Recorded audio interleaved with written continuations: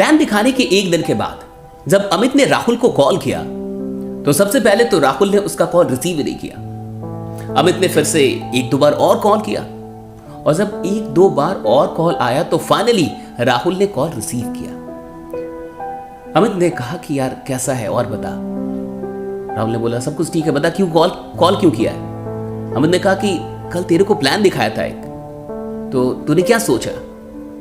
राहुल ने कहा कि देख मैं तेरे से सीधे सीधे बोल दूं कि मैं ना इन जोड़ने वालों धंधों में नहीं पड़ने वाला और मुझे पता है ये लोगों को बेवकूफ बनाने का धंधा है और मैं ये सब बिल्कुल नहीं करने वाला। अमित को थोड़ा सा दुख जरूर हुआ क्योंकि राहुल उसके बचपन का दोस्त था और अमित चाहता था कि राहुल उसके साथ मिलके इस बिजनेस में आगे काम करे और दोनों मिलके आगे बढ़े। अमित ने एक छोटा सा सवाल कर लिया कि ठीक है चल तू नेटवर्क मार्केटिंग नहीं करेगा, तू मेरे साथ नहीं जुड़ेगा, ये धंधा खराब है, तो आखिर तू क्या करेगा। राहुल ने कहा कि देख मैं शेयर मार्केट कर लूंगा, मैं पैसा कहीं से कमा लूंगा, लेकिन ये इतना छोटा काम है, ये इतना नीच काम है, लोगों को बेचना कुछ, ये मैं नहीं करने वाला, ये जोड़ने वाला काम मुझसे नहीं होगा। फिर अमित ने कहा कि देख ठीक है तू शेयर मार्केट से पैसे तो कमा लेगा, लेकिन इस बिजनेस में बहुत अच्छे रिश्ते बनते हैं, बहुत अच्छे लोग मिलते हैं और राहुल कई बार ना पैसा काम नहीं आता लेकिन रिश्ते काम आते हैं। राहुल ने कहा कि देख तू ना मुझे बना मत, हाँ साला मैं सब जानता हूं कि तू चाहता क्या, तू बस इतना चाहता है कि मैं जुड़ जाऊं, तो तेरी यहां कुछ भी नहीं चलेगी। और सुन आज के बाद ना कॉल मत करियो, मुझे अच्छे से पता है कि मुझे क्या करना और क्या नहीं करना है, कम से कम ये धंधा तो मैं कभी ना करूं।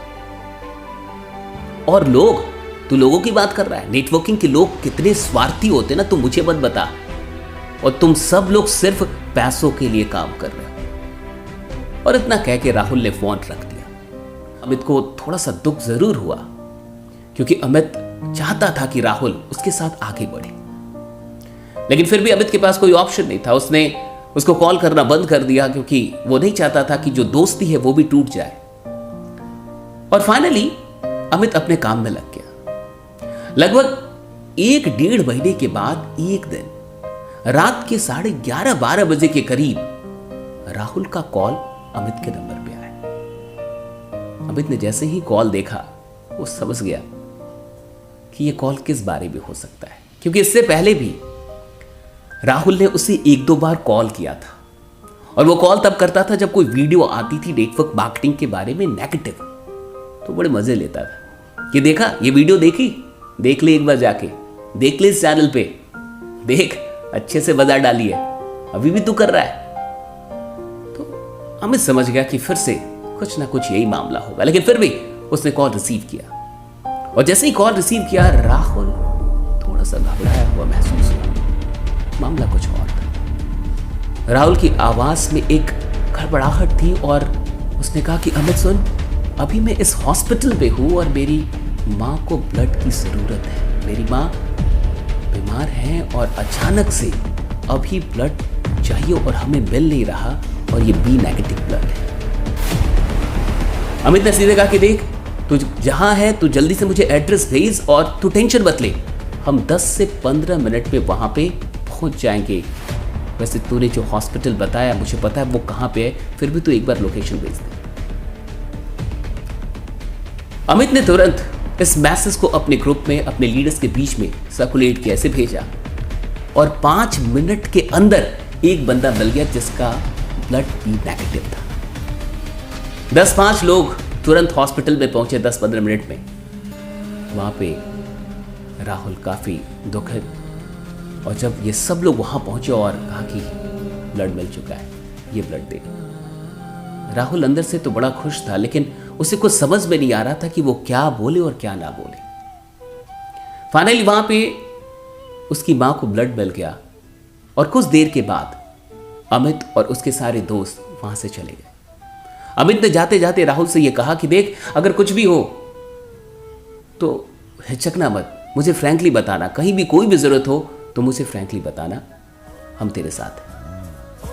1 से 2 दिन के बाद उसकी मां ठीक हो गई और जब वहां से डिस्चार्ज हो रही थी तो डॉक्टर ने राहुल से कहा कि अगर सही टाइम पे ब्लड ना मिलता तो कुछ भी हो सकता था। राहुल अंदर ही अंदर रोने जैसा था। और जब वो घर पहुंचा तो रास्ते भर में वो सोचता रहा कि वो अमित के बारे में क्या सोचता था, वो नेटवर्क के लोगों के बारे में क्या सोचता था।